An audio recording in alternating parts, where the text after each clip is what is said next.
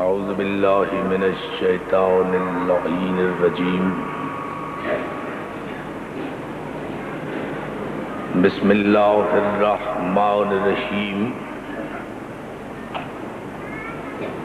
الحمد للہ الذی ہدانا لہذا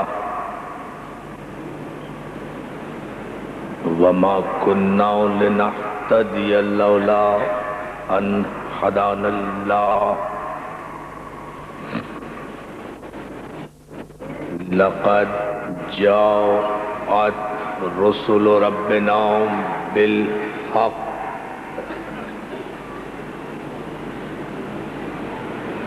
والصلاة والسلام والتحية والإكرام على سيد أصل ما في الوجود سر الله في كل موجود نقطة دائرة الوجود صاحب لواء الحمد والمقام المحمود الخاتم لما سبق والفاتح لمن غلق المعلن الحق بالحق ابو القاسم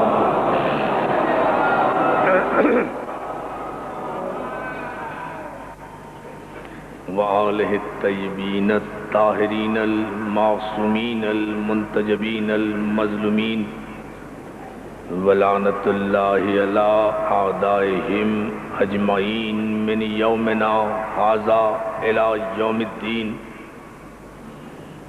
اما بعد فقد قال حق سبحانہ وتعالی فی محکم کتابہ الحکیم وانذر عشیرتک الاقربین صلوات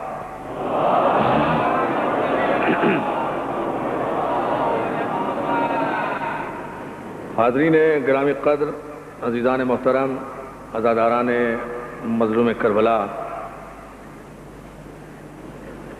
انجمن فدائے اہل بیت کے زیر اہتمام یہ سالانہ عظیم الشان اور باوقار عشرہ مجالس اعزا 1411 ہجری کے حوالے سے آغاز ہو چکا ہے اور اس کی پہلی مجلس سے اس وقت خطاب کا شرف حاصل کر رہا ہوں۔ اسلام عشیر سے غدیر تک ہمارا انشاءاللہ عنوان گفتگو ہے، اور اس عنوان کے تحت اس عشرے میں جو معروضات آپ کے سماعتوں کی نظر کیے جائیں گے ان میں بتانا یہ مقصود ہے کہ حقیقت اسلام کیا ہے، اسلام کا آغاز کہاں سے ہوا، اسلام کی ابتدا کیا ہے، اور غدیر کس مسلسل عمل کا نتیجہ ہے۔ غدیر چونکہ تکمیل دین ہے، میدان غدیر خم میں چونکہ اسلام زیور تکمیل سے آراستہ ہوا ہے، دین الہی مکمل ہوا ہے، نعمتیں تمام ہوئی ہیں، اللہ راضی ہوا ہے، لیکن جب تک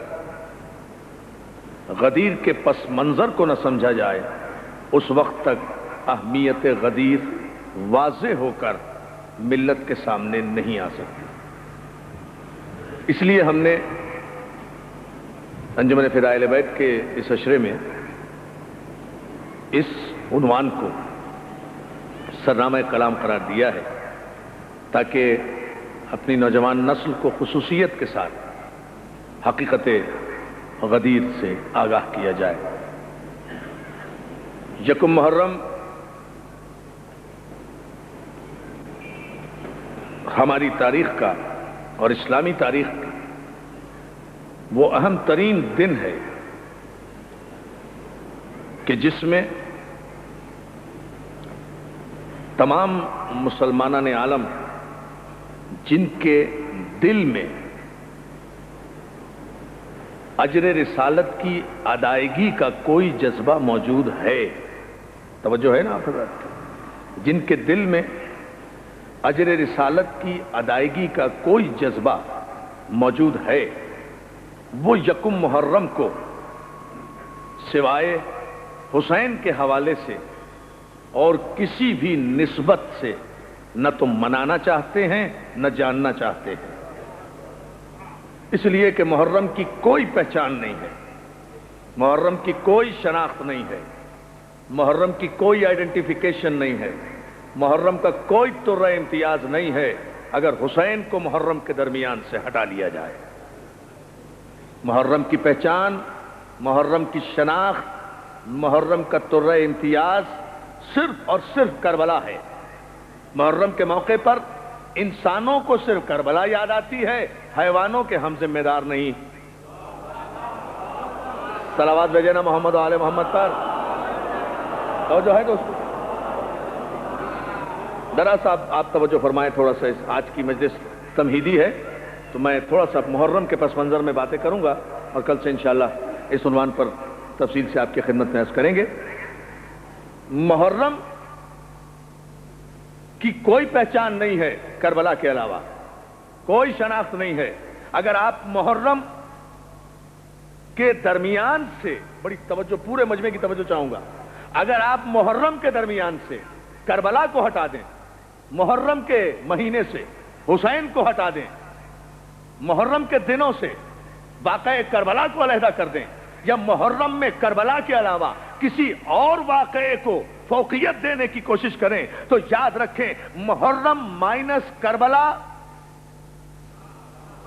بڑی توجہ جان محترم، محرم کو اگر آپ کربلا سے علیحدہ کریں، محرم کو اگر جہاد حسینی سے علیحدہ کریں، محرم کو اگر فرزند رسول سے علیحدہ کریں، محرم کو اگر کربلا سے علیحدہ کریں، تو آپ دین سے بھی بغاوت کریں گے، ایمان سے بھی بددیانتی کریں گے، تاریخ سے بھی غداری کریں گے، حقائق سے بھی غداری کریں گے۔ اور محرم کو اگر حسین سے علیحدہ کر دیا جائے تو ان 14 صدیوں میں یزید کا نام اسلام ہوگا۔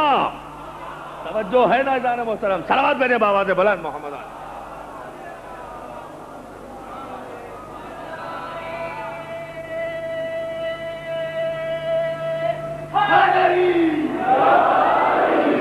سلامت۔ دیکھیں یہ بات کسی ہم جذباتی انداز فکر میں نہیں کہہ رہے، یہ حقائق کو سمجھنے کی بات ہے، دنیا حقیقتوں کی طرف جا رہی ہے، اس پر ملت کو غور کرنا چاہیے، اس پر فکر کرنا چاہیے کہ محرم وقار اسلام کا نام ہے، محرم وقار بشریت کا نام ہے، محرم مقصد بعثت رسالت کے تحفظ کا نام ہے، محرم عظمت قرآن کی حفاظت کا نام ہے، محرم فرق، کاش میں یہ جملہ کہہ سکوں، محرم فرق نبوت پر فاطمہ زہرا کے بیٹے کی طرف سے تاج شہادت کا نام ہے۔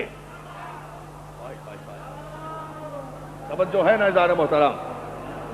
مولا آپ کو سلامت رکھے۔ محرم فرق نبوت پر فاطمہ زہرا کے لال کی طرف سے تاج شہادت پہنانے کا نام ہے، محرم بنائے لا الہ الا اللہ کا نام ہے، محرم قرآن کو زندگی دینے کا نام ہے، محرم عظمت کعبہ کا نام ہے، محرم تحفظ شریعت کا نام ہے، محرم حلال و حرام کی تمیز کا نام ہے۔ آپ محرم جب حلال و حرام کی تمیز کا نام ہے تو محرم میں حلال تذکرے کرو، حرام تذکرے کیوں کر رہے ہو؟ توجہ ہے محترم؟ یہ پیمانہ پوری طاقت و توانائی سے حیدری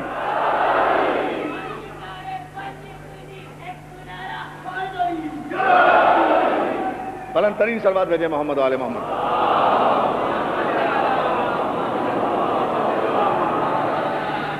محرم اساس الدین کا نام ہے، محرم بنائے لا الہ الا اللہ کا نام ہے۔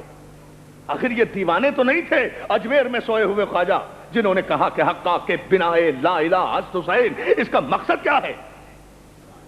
خدا کی قسم بنیاد لا الہ حسین ہے۔ یعنی اس پہنچے ہوئے ولی نے قسم کھا کر کہا ہے کہ خدا بندے ذوالجلال کی قسم کہ بنیاد لا الہ حسین ہے۔ نہیں، آپ نے غور نہیں کیا۔ خواجہ اجمیری کہتے ہیں، میں پورے مجمع کی اور نوجوان دوستوں کی خاص طور سے توجہ چاہتا ہوں اس تمہید پر، خواجہ اجمیری کہتے ہیں کہ حقا کے بنائے لا الہ حضرت حسین، خدا کی قسم کہ لا الہ الا اللہ کی کلمہ توحید کی بنیاد حسین ہے، بنیاد حسین ہے، حسین لا الہ الا اللہ کی بنیاد ہے۔ خواجہ اجمیری نے یہ نہیں کہا کہ آدم بنائے لا الہ ہے، نوح بنائے لا الہ ہے، ابراہیم بنائے لا الہ ہے، اسماعیل بنائے لا الہ ہے، ان انبیاء کو چھوڑے۔ خواجہ نے تو یہ بھی نہیں کہا کہ محمد مصطفیٰ بنائے لا الہ الا اللہ ہے۔ خواجہ اجمیری کہہ رہے ہیں حقا کے بنائے لا الہ حضرت حسین، حسین بنیاد لا الہ ہے، حسین بنیاد لا الہ ہے۔ یعنی طے کر دیا خواجہ اجمیری نے کہ سن 61 ہجری میں یزید کے دور میں لا الہ الا اللہ کی وہ بنیاد جو آدم نے قائم کی تھی، جسے خاتم نے غدیر پر مکمل کیا تھا، اس پوری بنیاد کو جڑ سے اکھاڑ کر پھینکنے کی کوشش کر رہا تھا معاویہ کا بیٹا کہ حسین نے اپنے خون سے اس بنیاد کو پھر مستحکم کر دیا۔ اے دیواروں پر ہمیں کافر کہنے والوں، اگر کافر ہی کہنا ہے تو خواجہ اجمیری کو کافر کہو جو بنیاد لا الہ کہہ رہا ہے۔ بسم اللہ۔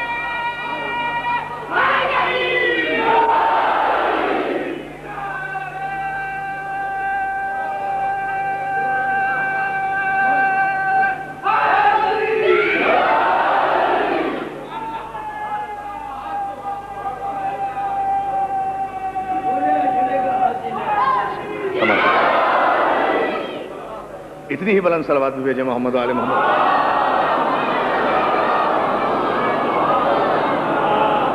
حسین بنیاد ہے لا الہ الا اللہ کی۔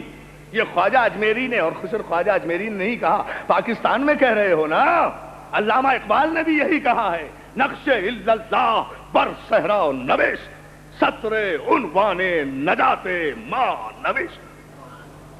حسین وہ ہے کہ جس نے اپنے خون سے ہماری نجات کا عنوان ریگزار کربلا پر لکھا۔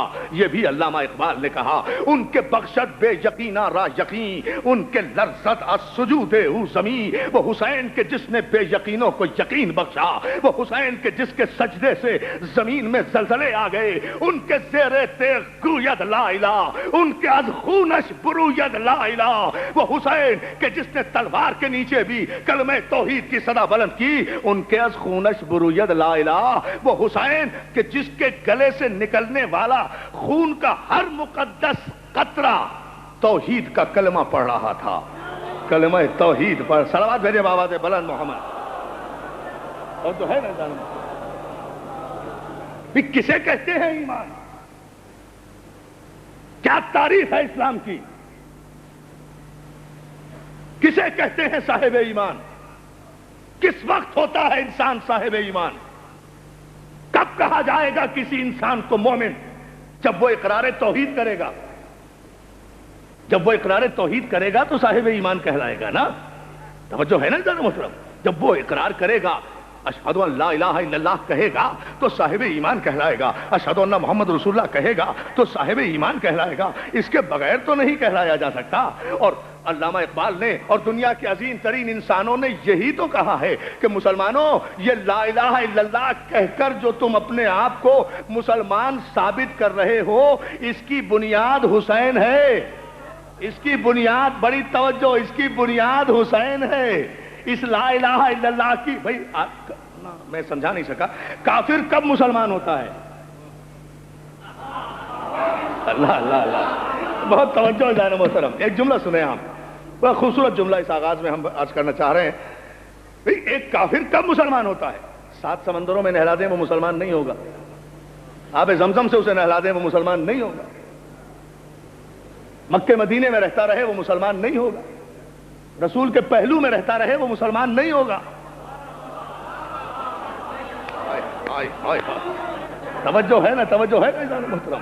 مکے کا رہنے والا ہو یا مدینے کا رہنے والا ہو، عرب کا رہنے والا ہو یا عجم کا رہنے والا ہو، وہ مسلمان نہیں ہوگا، اس وقت تک مسلمان نہیں ہوگا جب تک اپنے دل کی، دیکھیں میرے جملے کی احتیاط پر توجہ، جب تک اپنے دل کی زبان سے اقرار نہ کرے کہ خدا وحدہ لا شریک ہے اور محمد اللہ کے آخری رسول ہیں، جب تک وہ دل کی زبان سے اقرار، دل کی زبان سے، دل کی زبان سے، زبان سے نہیں، یا علی یا علی،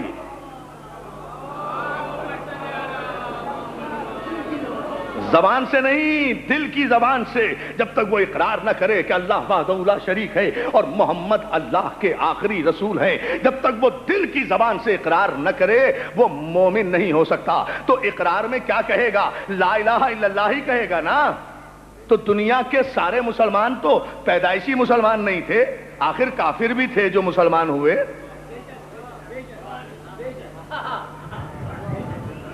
ہائے ہائے ہائے ہائے بھئی، آخر کافر بھی تھے تو مسلمان ہوئے، جبھی تو مسلمانوں کی تاریخیں بھری پڑی ہیں، پھر پہلے یہ مسلمان ہوئے، پھر یہ مسلمان ہوئے، پھر یہ مسلمان ہوئے۔ بھئی مسلمان کون ہوئے؟ جو کافر تھے وہ مسلمان ہوئے، تو کافر ہی مسلمان ہوا نا، مسلمان تو مسلمان نہیں ہوتا۔ اللہ اندازہ فرمائے، میں ذوالرشید بنا رہا ہوں یہیں سے، بھئی کافر ہی مسلمان ہوا نا، کافر ہوتا ہے نا مسلمان، مسلمان تو مسلمان نہیں ہوتا۔ جو کافر ہے وہ کلمہ پڑھے گا، کلمہ پڑھے گا تو مسلمان ہوگا، یعنی کسی کا کلمہ پڑھنا اس بات کی دلیل ہے کہ وہ کلمہ پڑھنے سے پہلے کافر تھا۔ بھائی بہت توجہ دوستو، جی نا، کسی کا کلمہ پڑھنا اس بات کی دلیل ہے نا کہ وہ کلمہ طیبہ کی تلاوت کرنے سے پہلے، اقرار توحید و نبوت کرنے سے پہلے وہ کافر تھا۔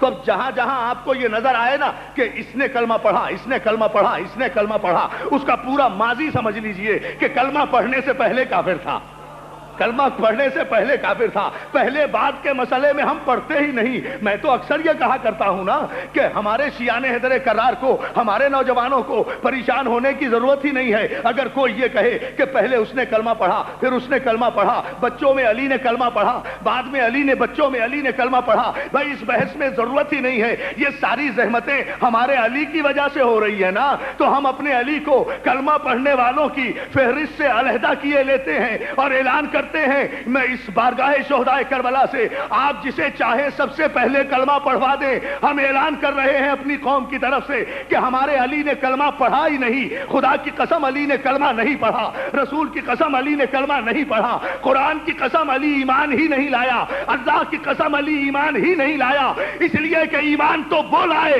جو پہلے بے ایمان رہا ہو۔ جو ہے عزیزان محترم، اور مولا تمہیں سلامت رہے۔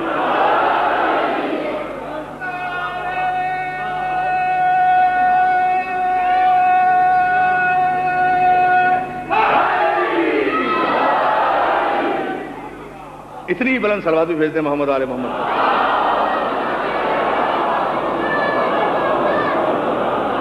ہاں اسی طرح ذرا سب بیدار ہو کر بیداری کا ثبوت دیتے ہوئے، بہت توجہ جانا محترم، تو یہ مسئلہ ہے نا۔ لیکن کوئی بھی کافر مسلمان اس وقت ہوتا ہے نا جب کلمہ پڑھے اور کلمے میں کہے لا الہ الا اللہ۔ تو لا الہ الا اللہ کی بنیاد تو حسین ہے نا، تو لا الہ الا اللہ،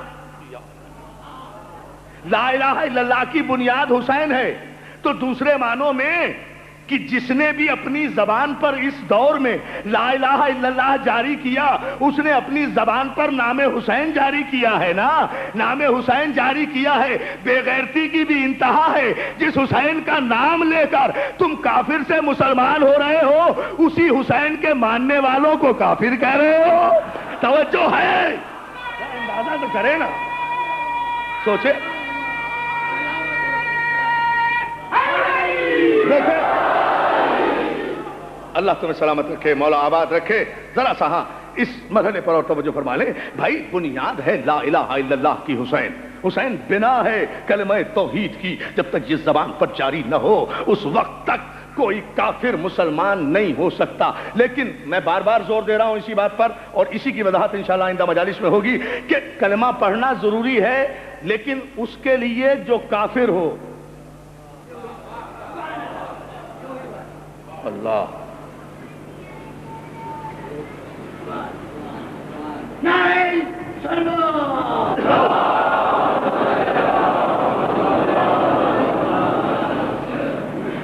کلمہ پڑھنا ضروری ہے، لیکن اس کے لیے جو کافر ہو.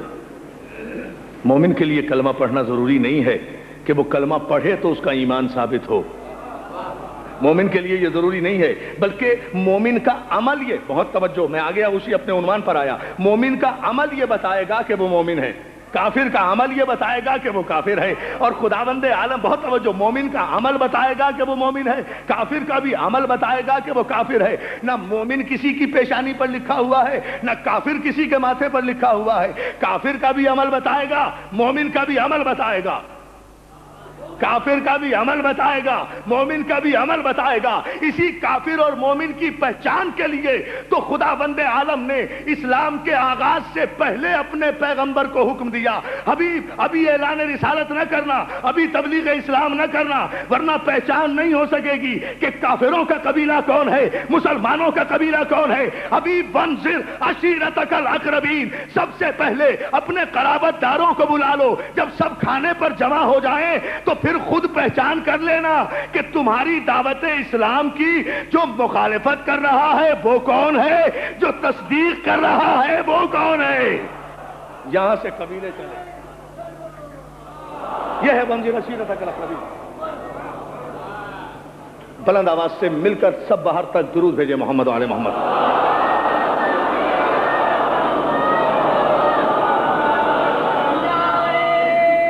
اللہ سلامت رکھے.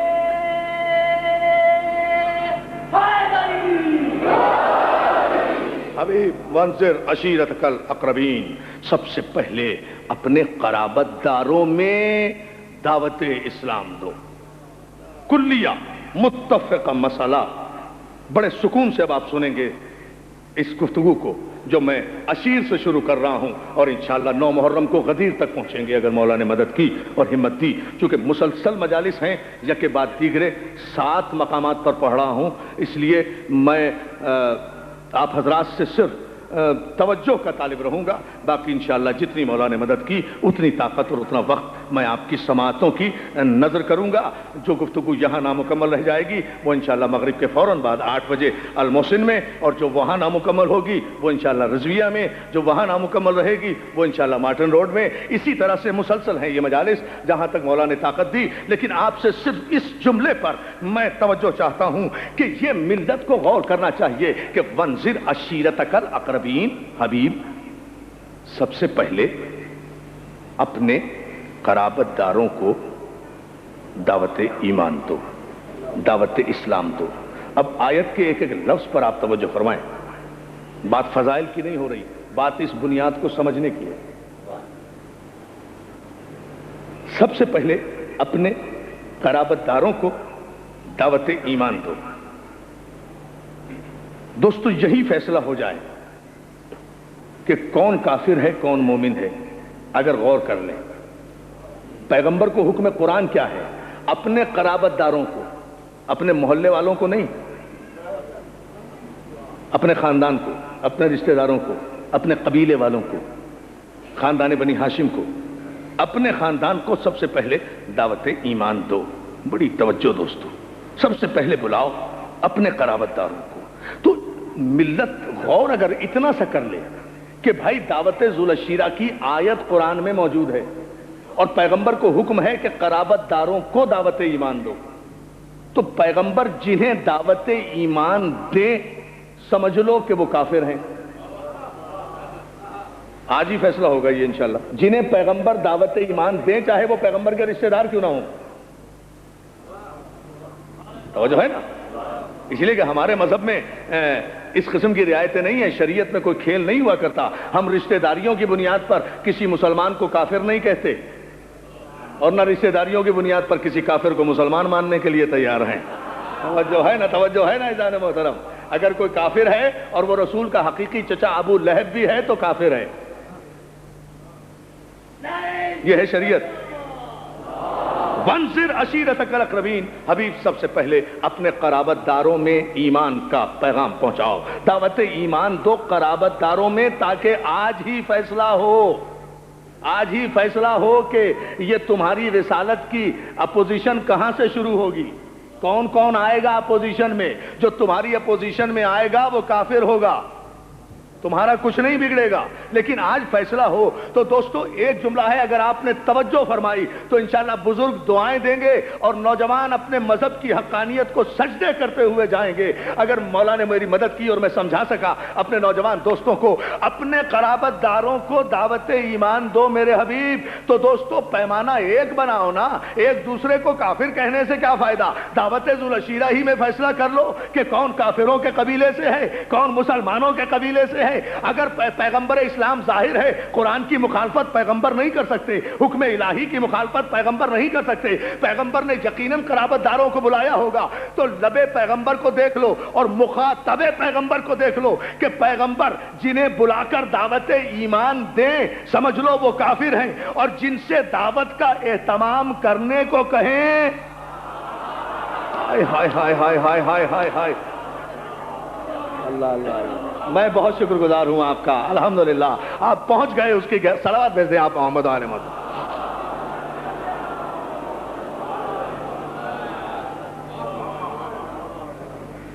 بھائی اسی جملے پر ہمیشہ کے لیے فیصلہ ہو جائے گا. اس میں تشویش کی کیا بات ہے؟ اس میں پریشانی کی کیا بات ہے؟ ہم کبھی پریشان نہیں ہوا کرتے کسی کے نعرے سے یا کسی کے احتجاج سے. ہم کوئی ابو جہل کے ماننے والے ہیں؟ ہم تو باب علم کے پجاری ہیں. عزیزان محترم ذرا توجہ فرمائیں. آپ پیغمبر کے عمل کو دیکھو. جنہیں پیغمبر نے دعوت ایمان دی انہیں دیکھو، اور جن کے ذریعے دی. اچھا اب آپ قرابت داری پر بحث کر لیں.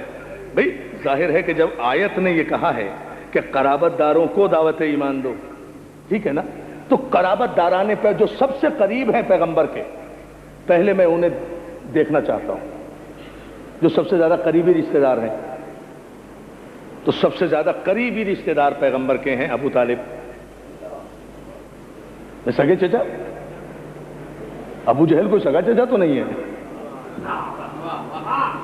توجہ ہے نا. سب سے زیادہ قریبی رشتہ دار جو ہیں وہ ہیں ابو طالب. سب سے زیادہ قریبی رشتہ دار ہے علی. تو پیغمبر اسلام کا فریضہ بنتا ہے نا کہ آیت کے نازل ہوتے ہی سب سے پہلے ابو طالب کے پاس آتے اور آ کر کہتے چچا مجھے خدا کا حکم آیا ہے کہ میں اپنے رشتہ داروں کو پہلے دعوت ایمان دوں. تو اے چچا سب سے پہلے آپ میرے مربی ہیں، میرے سرپرست ہیں، میرے ہمدرد ہیں، میرے مونس ہیں، میرے غمخوار ہیں، میرے پرورش کرنے والے ہیں. یہ آپ سب کچھ ہیں چچا.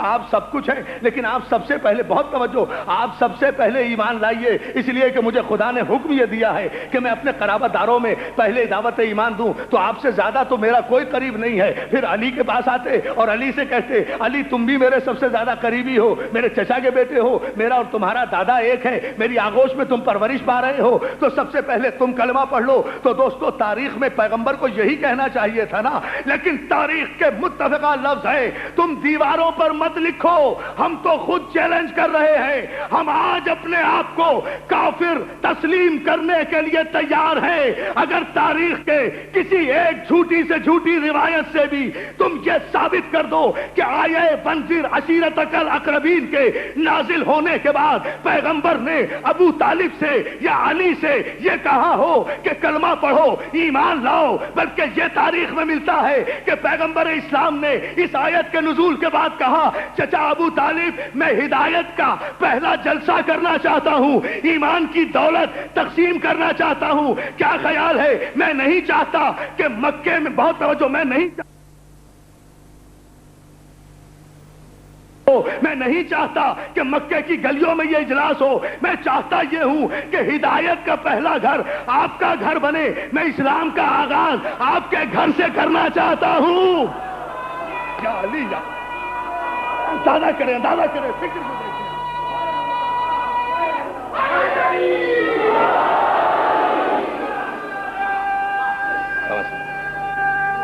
پوری طاقت اور توانائی سے آخری آدمی تک میرے نوجوان دوستوں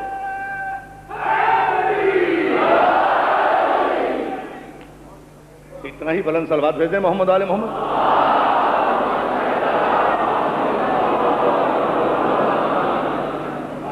کیا دوستو دیکھیں، غور کریں اس مسئلے پر کہ یہ جو دعوت ذوالعشیر ہو رہی ہے یہ جناب خدیجۃ الکبریٰ سے شادی کے بعد ہے، شادی سے پہلے نہیں ہے یہ کہ کوئی یہ کہتے کہ بھئی رہتے ہی ابو طالب کے گھر میں تھے، دعوت یہاں نہ کرتے تو کہاں کرتے. جسٹ کلیئر اٹ، کلیریفیکیشن دیکھیں آپ اس میں. یہ نہیں ہے کہ کوئی یہ کہے کہ صاحب رہتے ہی ظاہر ہے سرکار ابو طالب کے ساتھ رہتے تھے اور ظاہر ہے کسی دعوت کا اہتمام کرنا تھا، کوئی ڈنر کرنا تھا، کوئی لنچ کرنا تھا تو وہیں کرتے نا جہاں رہتے تھے. لیکن یہ واقعہ ہے جناب خدیجہ الکبریٰ سے شادی کے بعد کا، اور جناب خدیجہ الکبریٰ ہیں ملکۃ العرب. گھر نہیں ہے، محلات ہیں. فاطمہ کی ماں کسی فقیر کی بیٹی نہیں ہے. اللہ اکبر، اللہ اکبر، اللہ. فاطمہ کی ماں خدیجۃ الکبریٰ کسی فقیر کی بیٹی نہیں ہے مکے کے، خود ملکۃ العرب ہے، عرب کی عرب پتی خاتون جناب ام المومنین جناب خدیجۃ الکبریٰ جو ام المومنین بھی ہیں. خدیجہ میں کہوں گا نا کہ اہل بیت کا مقابلہ کہاں تک دنیا کرو گے. ام المومنین بہت سی ہو گئیں، ام الائمہ کوئی بھی نہیں. صلوات بھیجے محمد و آل محمد پر رضا. ام الائمہ کوئی نہیں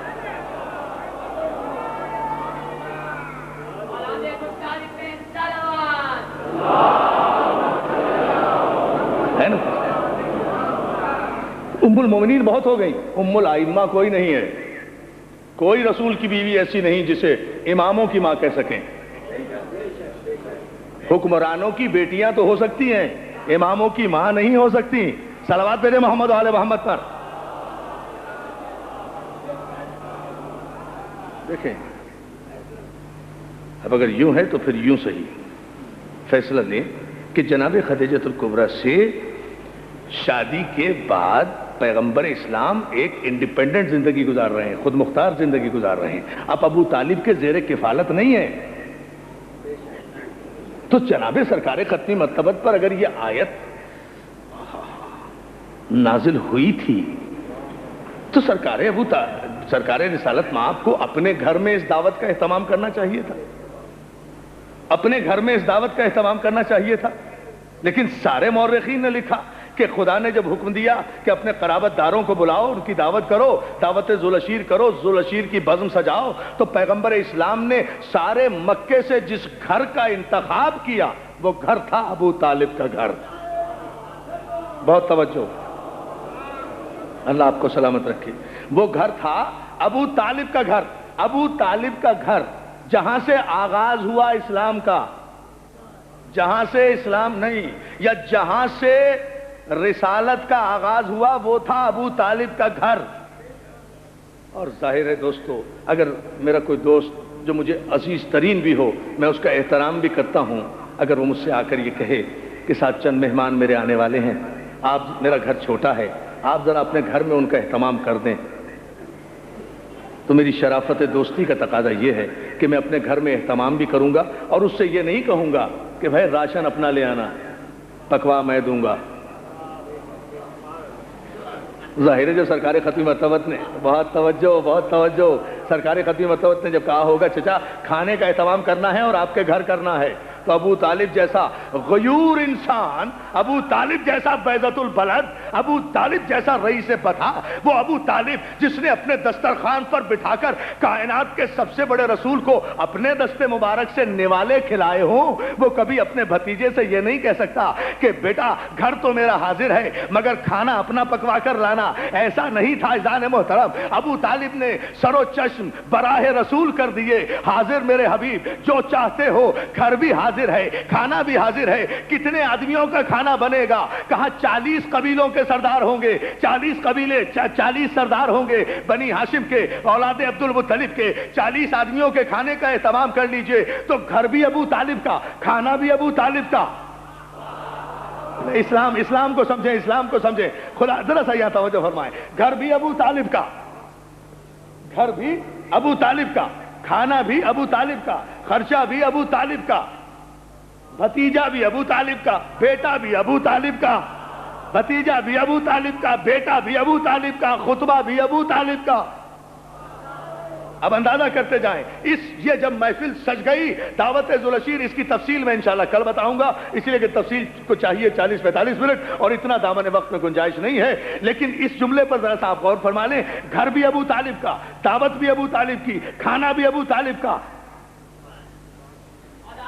یہ کاہے کے لیے ہو رہا ہے بھائی؟ یہ کھانا جو ہو رہا ہے، اب بس یہ سوال ہے، اور یہ سوال آج کی مجلس کا اختتامی سوال ہوگا، یہ جو کھانا ہو رہا ہے جو ابو طالب دے رہے ہیں، ابو طالب کے پیسے سے ہو رہا ہے، اردو زبان میں کہوں بالکل ابو طالب کے پیسے سے جو کھانا ہو رہا ہے، یہ اسلام کے لیے ہو رہا ہے نا، دین کے لیے ہو رہا ہے۔ پوچھنا چاہتا ہوں علماء اکرام سے کہ کیا کسی یہودی کے چندے سے مسجد بن سکتی ہے؟ اللہ اللہ، شرعی مسئلہ ہے بھائی، کوئی یہودی، کوئی کافر، کوئی مشرک اگر چندہ دے کہ صاحب یہ میں چندہ دے رہا ہوں اپنے سود کی کمائی سے، یہ مسجد بنوا دے، بن سکتی ہے؟ کوئی مسلمان مانے گا؟ نہیں مانے گا۔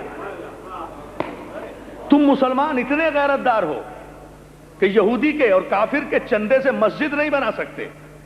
یہ عجیب پیغمبر ہے جو کافر کے پیسوں سے دعوت اسلام دے رہا ہے۔ توجہ ہے نا عزیزان محترم؟ بلند ترین صلوات بھیجے محمد و آل محمد۔ بھائی بہت خوبصورت انداز میں آپ سماعت فرما رہے ہیں، تو پھر میں ایک جملہ اور بڑھاتا ہوں۔ دیکھیں اس دعوت میں، یہ جو اسلام کی پہلی دعوت ہے عشیر، جس کا نتیجہ ہے غدیر،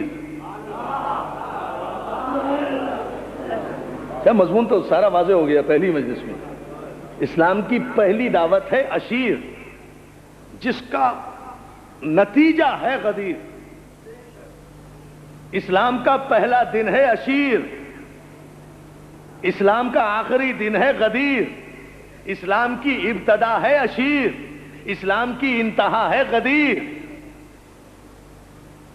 اسلام کا آغاز ہے عشیر، اسلام کا انجام ہے غدیر۔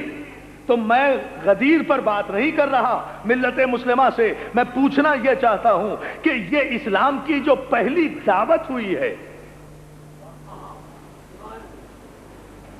اس دعوت میں دین کے لیے جو خرچہ ہوا، وہ اگر کسی کافر کا خرچ ہوا تو اسلام کو کافروں کے آگے سر اٹھانے کا حق ہی نہیں پہنچتا، اس لیے کہ ہر کافر یہ کہہ دے گا، ہر کافر یہ کہہ دے گا، کس اسلام کی بات کرتے ہو جس کی پہلی دعوت بھی کافر نے کی تھی، جس کا آغاز بھی ایک کافر کے، بہت توجہ ہے جان محترم، جس کا آغاز ہی ایک کافر کے ذریعے سے ہوا تھا۔ مگر دوستو اصل میں مسئلہ یہ ہے کہ ابو طالب کے لیے مسئلہ، میں جملہ کہتا جاؤں، کیا کروں، ابو طالب میرا آئیڈیل ہے، جہاں بات آ جاتی ہے کہے بغیر میں رہ نہیں سکتا۔ ابو طالب کے لیے مسئلہ یہ ہے کہ کسی کافر نے، چیلنج کر کے کہہ رہا ہوں، کسی کافر نے ابو طالب کو کافر نہیں کہا۔ اگر کسی کافر نے ابو طالب کو کافر کہا ہے تو ثابت کر دے، کسی کافر نے اس دور میں ابو طالب کو کافر نہیں کہا۔ کافر تو کافر، کل کفر نے کبھی کافر نہیں کہا۔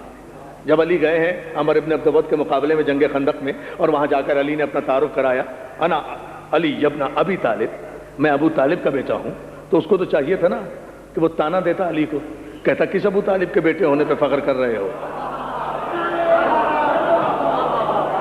کس ابو طالب کے بیٹے ہونے پہ فخر کر رہے ہو، وہ بھی تو کافر ہے میری طرح، مجھ سے لڑنے کے لیے آ گئے، اپنے باپ کو سمجھایا نہیں جاتا، مجھ سے لڑنے کے لیے آ گئے، اپنے باپ کو سمجھایا نہیں جاتا۔ دوستو تاریخی جملہ، لیکن اس کل کفر نے بھی ابو طالب کو کافر نہیں کہا۔ کم از کم آنے دو قیامت، آنے دو یوم عدل، ہونے دو جسٹس۔ میں بھی کہتا ہوں کل کی آتی ہوئی قیامت آج آ جائے، کم از کم یوم حساب تو آئے گا۔ اس دن ایک طرف مسلمانوں کے لشکر ہوں گے، ایک طرف وہ عمر ابن عبد ود ہوگا جسے پیغمبر نے کل کفر قرار دیا ہے۔ وہ کم از کم ایک بات میں تو مسلمانوں کو شرمندہ کرے گا، پالنے والے کافر ہی نہیں کل کفر ہوں، مگر اس صحیح بخاری سے اچھا ہوں کہ میں نے ابو طالب کو کافر نہیں کہا، اس جرم میں شریک نہیں ہوں۔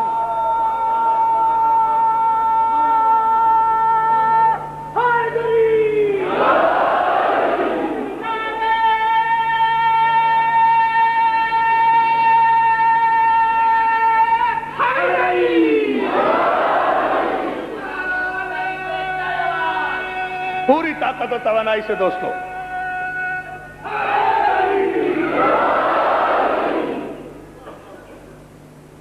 تو یہ دعوت جس کا اہتمام ہوا، اس دعوت میں سرکار رسالت مآب نے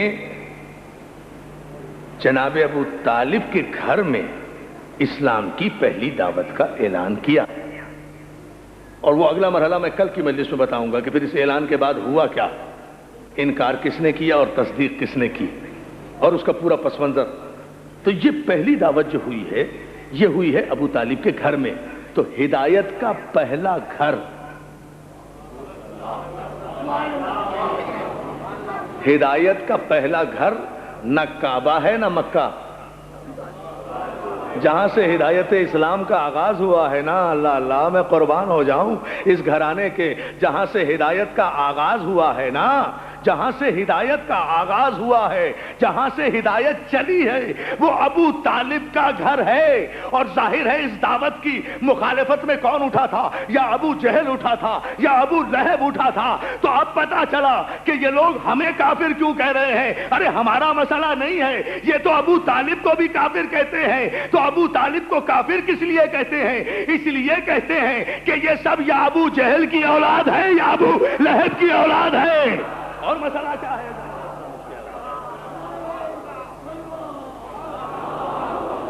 اور اس کے علاوہ ہے کیا؟ اللہ کو اس لیے کہ کافروں کو تو یہی ضد ہوئی نا کہ اگر آج یہ ابو طالب کا گھر نہ ہوتا ہم دیکھ لیتے، ہم یہ دعوت نہ ہونے دیتے، مگر کیا کریں کہ گھر اتنا بڑا ہے کہ ہم بول نہیں سکتے، ہم پیغمبر کو روک نہیں سکتے۔ تو تکلیف تو ابو جہل کو ہو رہی تھی نا دعوت ذوالشیر میں، تکلیف تو ابو لہب کو ہو رہی تھی نا، تکلیف تو ابو جہل کو ہو رہی تھی، ابو لہب کو ہو رہی تھی، عتبہ کو ہو رہی تھی، عتیبہ کو ہو رہی تھی، شیبہ کو ہو رہی تھی۔ یہ جتنے صنادید قریش تھے، ان سب کو، سرداران مکہ جتنے تھے، ان سب کو زحمت ہو رہی تھی، ان سب کو تکلیف ہو رہی تھی، ان سب کو سانپ ڈس رہا تھا کہ یہ ہدایت کا پہلا گھر ابو طالب کا گھر کیوں قرار دیا جا رہا ہے۔ اور ظاہر ہے عزیزان محترم، دعوت کا اہتمام جب اس گھر میں ہوا ہے اور پیغمبر اسلام نے اعلان اسلام کیا ہے، اب وہ ہے نقطہ جس کے لیے میں نے آپ کو یہ ساری زحمت دی۔ میں تقریر ملتوی کروں گا اسی جملے سے۔ عزیزان محترم، اللہ نے کہا نا کہ اے میرے حبیب اپنے قرابت داروں کو دعوت ایمان دو، مجھے ملت مسلمہ صرف اتنا بتا دے کہ کیا ابو طالب سے خطاب کیا پیغمبر نے؟ کیا علی سے خطاب کیا پیغمبر نے؟ نہ ابو طالب کو کہا کہ دعوت ایمان قبول کرو، نہ علی کو کہا کہ دعوت ایمان قبول کرو، ابو طالب کو کہا گھر کا انتظام کرو، علی کو کہا کھانے کا انتظام کرو۔ باپ گھر دے رہا ہے، بیٹا رزق دے رہا ہے۔ اللہ اللہ اللہ اللہ اکبر، اللہ اکبر۔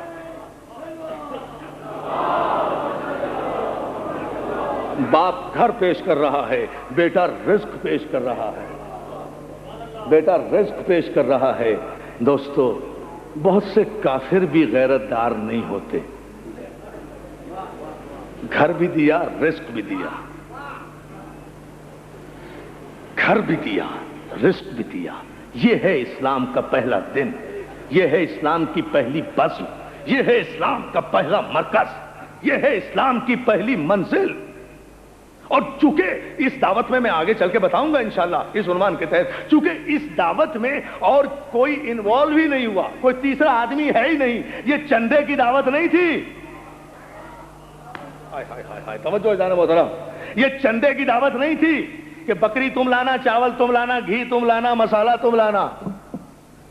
دوستو یہ پیور ابو طالب کا پیسہ، ابو طالب کا مال، ابو طالب کا گھر، ابو طالب کا گھر، اس میں کوئی شریک نہیں ہے. نہ مکے کا کوئی رئیس شریک ہے، نہ مکے کا کوئی سخی شریک ہے. یعنی اسلام کی بنیادوں میں نہ کسی کی حمایت شامل ہے، نہ کسی کی دولت شامل ہے. اور خدا نے چاہا بھی نہیں کہ دین میرا ہے. جب میرا دین ہے تو میرے دین میں کسی منافق کی نہ دولت آئے نہ حمایت آئے، بنیاد میں نہ آئے. اس لیے کہ اگر بنیاد میں کسی منافق کی دولت آ گئی، کسی یہودی کی دولت آ گئی، کسی شراب کے ٹھیکیدار کی دولت آ گئی، کسی کپڑا بیچنے والے کی دولت آ گئی، کسی سود خار کی دولت آ گئی، یہ عجیب اشارے ہیں جو میں کر گیا. دوستو اگر کسی کی دولت اسلام کی بنیاد میں آ گئی تو اگر بنیاد میں نجاست آ گئی تو عمارت میں طہارت نہیں رہے گی.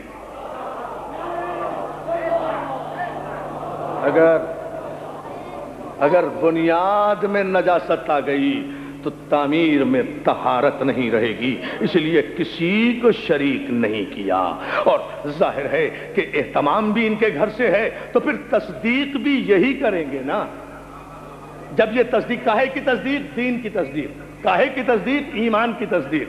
یہ تصدیق کل بتاؤں گا. دین کی تصدیق یہ کریں گے، ایمان کی تصدیق یہ کریں گے، رسالت کی تصدیق یہ کریں گے. بھئی یہ حق تو انہی کو حاصل ہے نا جن کا گھر ہدایت کا گھر بنا ہے.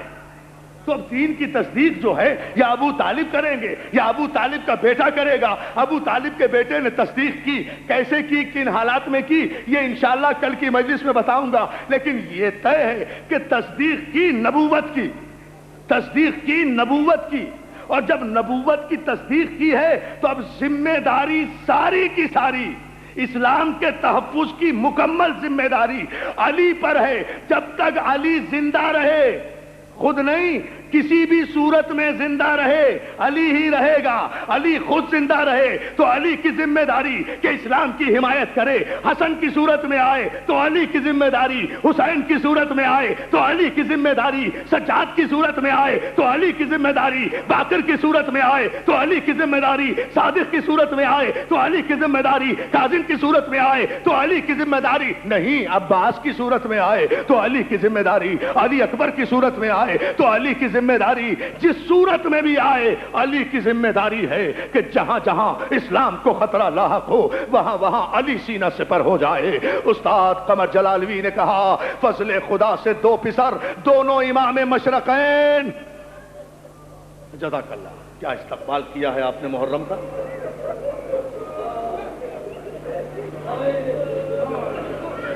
فضل خدا سے دو پسر دونوں امام مشرقین. سنیں گے مثال؟ استاد قمر جلالی کہتے ہیں فضل خدا سے دو پسر دونوں امام مشرقین. باپ کو کیوں ہوں زحمتیں، ایسے ہوں جب یہ نورے ہیں. جور یزید دیکھ کر حکم رسول کے خلاف دین پکارا یا علی، سامنے آ گئے حسین.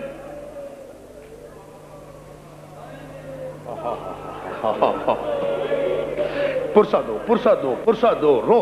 آج پہلی محرم ہے، آج قیامت کا دن ہے. آج بطول نے اپنی قبر چھوڑ دی ہے، عزا خانے سج گئے ہیں. اللہ سلامت رکھے مولا کے عزاداروں کو، مولا تمہیں آباد رکھے. آج پرسہ دینے ہزاروں کی تعداد میں آئے ہوئے ہو، جگہ جگہ عزا خانے سجے ہوئے ہیں. تمہیں پتا ہے دوستو،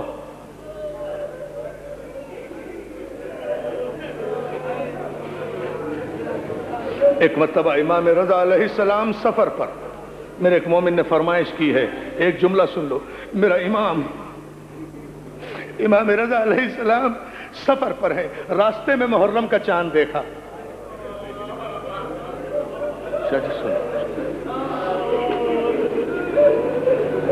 نئے انداز سے مصائب سن لو. راستے میں سفر کا چاند، محرم کا چاند دیکھا، رک گئے، سواری سے اتر گئے. امام رضا خاک پر بیٹھ گئے، کربلا کی طرف رخ کر کے کربلا کی طرف رخ کر کے کہنے لگے السلام علیکہ ایھا الشہید، السلام علیکہ ایھا المظلوم، السلام علیکہ ایھا المذبوح۔ اے میرے شہید جد تجھ پہ میرا سلام، اے میرے مظلوم بابا تجھ پہ میرا سلام، اے میرے وہ بابا جسے گردن کے پیچھے سے ذبح کیا گیا تجھ پر میرا سلام۔ عزادارو ابھی بیٹھے ہوئے تھے کہ امام رضا علیہ السلام نے دیکھا کہ ایک شکاری ایک ہرنی کو جال میں پکڑے ہوئے آ رہا ہے۔ عزادارو وہ شکاری جب امام کے قریب سے گزرا نا، ہرنی نے اپنی اداس آنکھوں سے امام کی طرف دیکھا،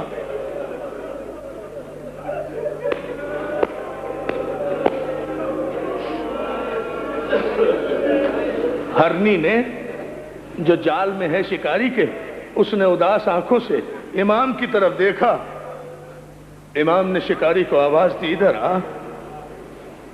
وہ قریب آیا، کہا تو نے اسے کیوں قید کیا ہے؟ کہا اے عرب، وہ جانتا نہیں تھا امام کو۔ شکاری کہنے لگا اے عرب، میں نے بڑی مشکل سے اس ہرنی کو اپنے جال میں پھنسایا ہے۔ کہا تو دیکھ نہیں رہا یہ رو رہی ہے؟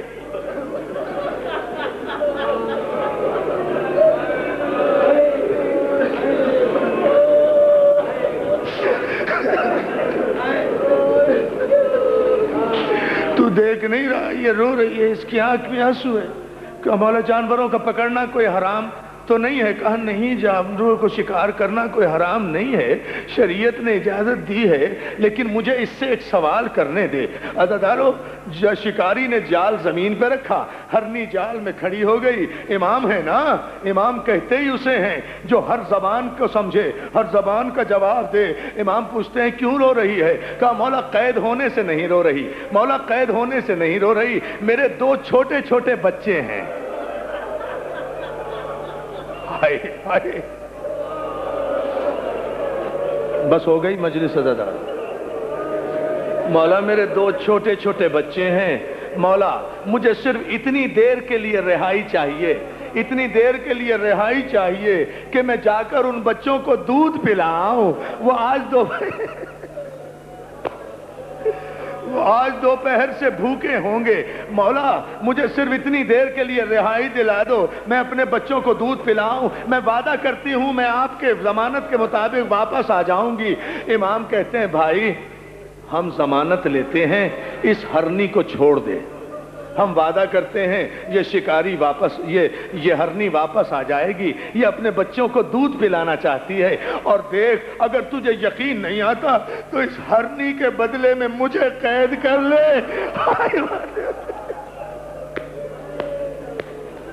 اب تصور کرو، یہ اس کا بیٹا ہے، یہ اس حسین کا بیٹا ہے امام رضا، جس کی 4 برس کی سکینہ کو قید کیا گیا تو کسی نے ترس نہیں کھایا۔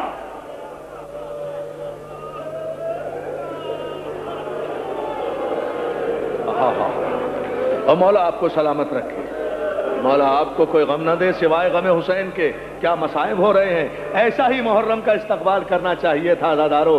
مولا آپ کو سلامت رکھے۔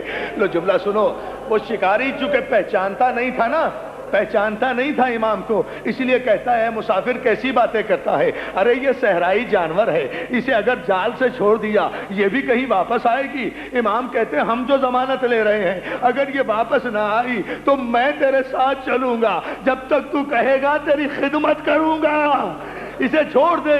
جب اتنی شدت سے کہا، شکاری نے جال کے دروازے کھولے، ہرنی جال سے باہر نکلی، امام کے قدموں کو بوسہ دیا، جنگل کی طرف چلی گئی، امام وہیں بیٹھ گئے۔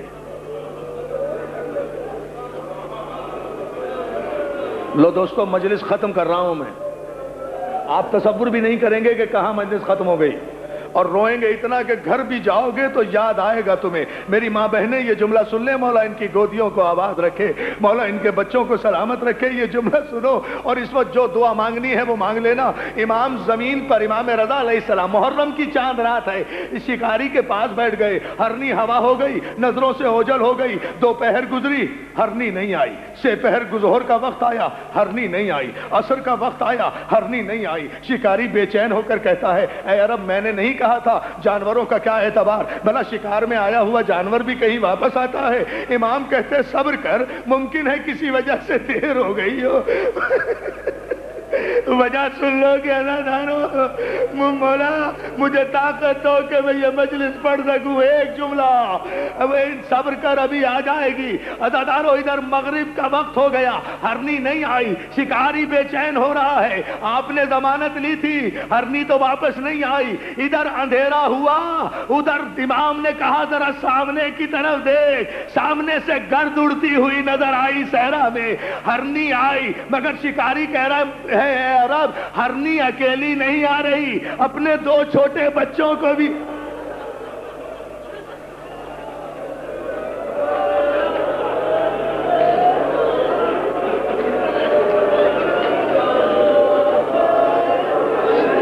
جزاک اللہ جزاک اللہ۔ بھائی باقی مصائب المحسن میں پڑھوں گا، مگر پابندی سے آ جانا 8 بجے۔ ایک جملہ سن لو، مجلس ختم کر رہا ہوں اسی جملے پر۔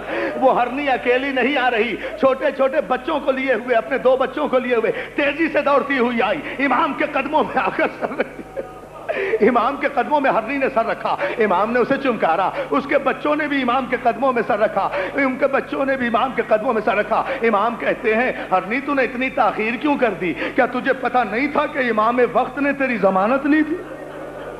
اللہ اکبر اللہ اکبر۔ لو بھائی ادادارو سن لو اب جملہ، آخری جملہ۔ مولا تمہیں سلامت رکھے، مولا تمہارے ان آنسوؤں کو قبول کرے، معجزے کی مجلس ہو رہی ہے اگر یہ جملہ سن لیا۔ ادادارو ہرنی اپنی بے زبانی میں کہتی ہے مولا تاخیر کی معافی چاہتی ہوں، سرکار رضا تاخیر کی معافی چاہتی ہوں، فرزند رسول تاخیر کی معافی چاہتی ہوں، مگر ہوا یہ کہ جب میں اپنے بچوں کو دودھ پلا کر واپس آ رہی تھی تو راستے صحرا میں نے اپنے قبیلے کے ہرنوں کو دیکھا جو غول بنائے ہوئے سر جھکائے ہوئے بیٹھے ہیں، ان کی آنکھوں سے آنسو رواں ہیں، وہ رو رہے ہیں۔ میں نے ان ہرنوں سے پوچھا ارے تم رو کیوں رہے ہو؟ تو ان ہرنوں نے کہا ارے تجھے پتا نہیں آج محرم کی چاند رات ہے، ارے ہم حسین کا پرسہ دے رہے ہیں، مولا میں نے سوچا کہ میری زندگی کا آخری دن ہے، اللہ جانے کل شکاری مجھے ذبح کر دے، میں حسین کی مجلس میں چلی جاؤں، مولا جزاک اللہ جزاک اللہ جزاک اللہ جزاک اللہ، مولا تمہیں سلامت رکھے۔ لو آخری جملہ ادادارو، آہا ہا، مولا آپ کو کوئی غم نہ دے سوائے غم حسین کے، مولا ہاں پھر کہہ رہا ہوں یہ جملہ، مولا میں نے سوچا کہ زندگی کا آخری دن ہے، واپس جاؤں گی، شکاری مجھے ذبح کر دے گا، حسین کی مجلس تو کرتی جاؤں، حسین کی مجلس تو کرتی جاؤں، اور مولا اپنے بچوں کو اس لیے ساتھ لائی ہوں کہ میں تو وعدے کے مطابق شکاری کے پاس چلی جاؤں گی، لیکن میرے بچے لاوارث رہ جائیں گے، یہ بچے آپ کے حوالے کر رہی ہوں، اس لیے کہ آپ امام ہیں، آپ جانتے ہیں کہ جن بچوں کے ماں باپ نہ ہو ان سے کیسا سلوک ہوتا ہے۔ ادادارو اتنا سننا تھا، وہ شکاری امام کے قدموں پہ گرا، ارے مولا آپ فرزند رسول ہیں، ارے میں اجڑ گیا، شکاری نے ہرنی کو آزاد کیا، ہرنی نے امام کے قدموں کو بوسہ دیا۔ ادادارو جس رضا نے جانوروں کو چھڑایا ہو اس رضا کی زینب، اس رضا کی سکینہ بازاروں میں رسن بستہ